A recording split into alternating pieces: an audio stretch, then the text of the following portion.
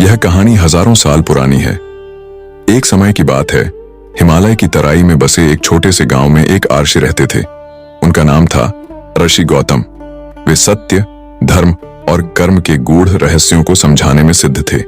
लोग दूर दूर से उनके पास आते, अपने जीवन की समस्याओं का समाधान पूछते और ज्ञान प्राप्त करते। एक दिन एक जिज्ञासु युवक उनके पास आया।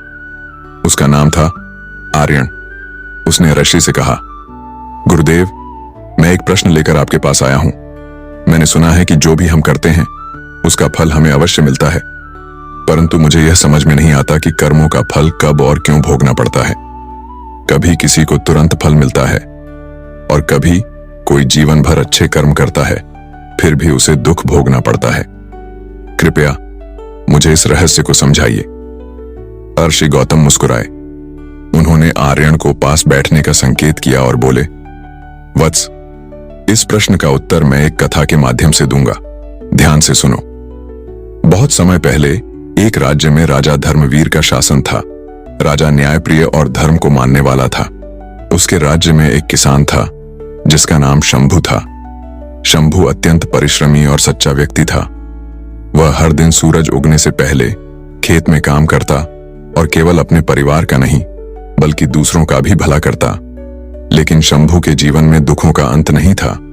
उसकी फसल बार बार खराब हो जाती, परिवार में बीमारियां लगी रहती और आर्थिक तंगी हमेशा बनी रहती। दूसरी ओर उसी गांव में रघु नाम का एक व्यापारी था। वह लालची, चालाक और दूसरों का हक छीनने वाला था। उसने कई गरीब किसानों को धोखा देकर उनकी जमीन छीन ली थी। लेकिन फिर भी रघु का जीवन ऐशो आराम से भरपूर था। एक दिन शंभु ने अपनी पत्नी से कहा, मैं समझ नहीं पाता कि यह ईश्वर की लीला कैसी है। मैंने कभी किसी का बुरा नहीं किया, फिर भी मेरा जीवन दुखों से भरा है। और देखो रघु को, जो हर समय बुरे कर्म करता है लेकिन उसका जीवन सुखमय है। क्या इस संसार में न्याय नहीं है? पत्नी ने कहा, पंडित जी कहते हैं कि कर्मों का फल अवश्य मिलता है। क्यों ना तुम महर्षि गौतम के पास जाकर अपने प्रश्न का उत्तर पूछ लो। शंभु को यह सुझाव अच्छा लगा। वह अगले दिन महर्षि गौतम के आश्रम पहुंचा। वहां उसने अपनी व्यथा सुनाई और पूछा, गुरुदेव, मैं अच्छे कर्म करता हूं, फिर भी मुझे दुख क्यों मिलता है? और जो लोग बुरे कर्म करते हैं उन्हें सुख क्यों मिलता है? महर्षि गौतम ने कुछ देर ध्यान लगाया और फिर बोले, शंभु, तुम्हारे प्रश्न का उत्तर मैं तुम्हें तब दे सकता हूं जब तुम मेरी एक शर्त मानो। शंभु ने आदरपूर्वक कहा, गुरुदेव, मैं आपकी हर शर्त मानने को तैयार हूं। ऋषि बोले, तुम्हें अगले 3 दिन जंगल में मेरे साथ रहना होगा। मैं तुम्हें वहां कर्मों का रहस्य समझाऊंगा। शंभु ने सहर्ष सहमति दी। अगले दिन ऋषि उसे लेकर जंगल की ओर चल दिए। पहले दिन ऋषि और शंभु ने एक नदी के किनारे डेरा डाला। वहां उन्होंने देखा कि एक गरीब लकड़हारा नदी पार कर रहा था। अचानक उसका पैर फिसला और उसकी गठरी नदी में गिर गई। वह दुखी होकर किनारे पर बैठ गया। उसी समय एक मछुआरा नदी से मछलियां पकड़ रहा था। उसे लकड़हारे की गठरी मिली और उसमें से चांदी के सिक्के निकले। वह मछुआरा बहुत खुश हुआ।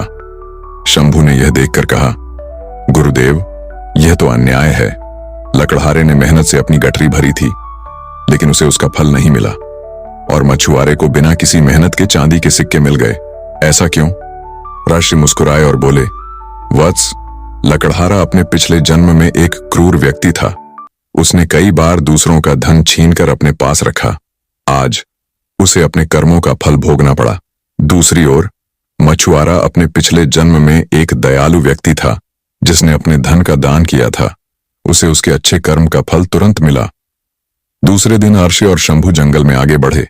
वहां उन्होंने देखा कि एक बूढ़ा व्यक्ति एक बबूल के पेड़ के नीचे बैठा था। अचानक उस पर एक बड़ा पत्थर गिरने वाला था, लेकिन तभी एक गिलहरी ने पत्थर को हिला दिया और वह बूढ़े व्यक्ति के पास नहीं गिरा। शंभु ने पूछा, गुरुदेव, ये कैसे हुआ? क्या यह ईश्वर का चमत्कार था? ऋषि बोले, यह बूढ़ा व्यक्ति अपने पिछले जन्म में एक पापी था। पत्थर का गिरना उसके बुरे कर्म का फल था, लेकिन इसी जन्म में उसने बहुत अच्छे कर्म किए हैं। गिलहरी उसके अच्छे कर्मों का परिणाम है जिसने उसकी रक्षा की। कभी कभी कर्मों का फल देर से मिलता है, लेकिन निश्चित रूप से मिलता है। तीसरे दिन आर्ष और शंभू ने एक साधु को देखा जो तपस्या कर रहा था। साधु अत्यंत शांत और सरल था, लेकिन वह गहरे कष्ट में था। उसकी कुटिया जल चुकी थी और वह भूखा था। शंभू ने कहा, गुरुदेव, यह साधु तो महान है, उसने कभी किसी का बुरा नहीं किया, फिर यह कष्ट क्यों? ऋषि ने कहा, वत्स, यह साधु अपने पिछले जन्म में एक लालची व्यापारी था। उसने बहुत धन अर्जित किया, लेकिन उसे दूसरों की भलाई के लिए कभी उपयोग नहीं किया। यह कष्ट उसके उन बुरे कर्मों का फल है, लेकिन इस जन्म में वह जो तपस्या कर रहा है, वह उसे अगले जन्म में अत्यंत सुखद जीवन देगा। 3 दिन की यह यात्रा समाप्त होने पर आर्षि गौतम ने शंभू से कहा, देखो शंभू, कर्म 3 प्रकार के होते हैं। तत्काल कर्म, जिनका फल तुरंत मिलता है। संचित कर्म, जिनका फल कुछ समय बाद मिलता है। प्रारब्ध कर्म, जिनका फल अगले जन्म में मिलता है। ईश्वर न्याय करता है, लेकिन उसकी गति को समझना कठिन है। इसीलिए हमें बिना फल की चिंता किए केवल अच्छे कर्म करते रहना चाहिए। शंभू ने आर्षि गौतम के चरणों में प्रणाम किया और कहा, गुरुदेव, अब मैं समझ गया कि कर्मों का फल अवश्य मिलता है। यह सब हमारे कर्मों और समय पर निर्भर करता है। अब मैं बिना किसी शिकायत के सच्चे मन से अपने कर्म करता रहूंगा। यह सुनकर आर्षि गौतम प्रसन्न हुए और शंभू को आशीर्वाद दिया। शंभू ने गांव लौटकर अपनी कठिनाइयों को सहर्ष स्वीकार किया और अपने कर्म करते रहने का संकल्प लिया। इस कथा से हमें यह सीख मिलती है कि कर्मों का फल निश्चित है। यह समय, स्थान और परिस्थिति पर निर्भर करता है। इसलिए हमें हमेशा अच्छे कर्म करने चाहिए, चाहे उसका फल तुरंत मिले या भविष्य में।